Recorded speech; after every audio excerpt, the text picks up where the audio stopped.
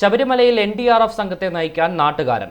പത്തനംതിട്ട വലംചുഴി സ്വദേശിയായ NDRF Arakkonam 4ാം battalion deputy commander doctor A. അർജുനാണ് വെള്ളിയാഴ്ച charge എടുത്തത്. നേരത്തെ അതിർത്തി രക്ഷാസേനയിലായിരുന്ന അർജുന് ആദ്യമായാണ് ശബരിമലയിൽ ഔദ്യോഗിക കൃത്യനിർവഹണം. കോട്ടയം ഗവൺമെന്റ് മെഡിക്കൽ കോളേജിൽ നിന്നാണ് MBBS പൂർത്തിയാക്കിയത്. എൻ്റെ പേര് ഡോക്ടർ അർജുൻ.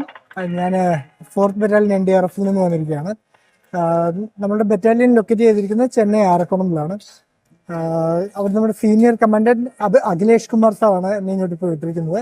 ഇവിടുത്തെ ഓവറോൾ നമ്മുടെ സൂപ്പർവൈസറി റോളിലേക്കാണ് വന്നിരിക്കുന്നത്.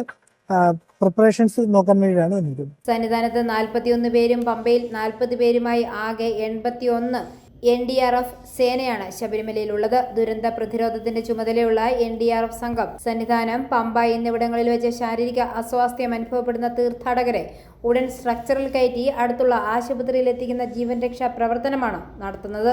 പുല്ലുമേട് വഴി വരുന്ന അയ്യപ്പന്മാരുടെ കാര്യത്തിലും ഇത്തരത്തിൽ ജാഗ്രത പുലർത്തുന്നു. ഇതിനകം 60 പേരെ ക്ഷണനേരം കൊണ്ട് സ്ട്രക്ചറിലെത്തിച്ച് വൈദ്യസഹായം ലഭ്യമാക്കാനും സാധിച്ചു. i4A news, Pala.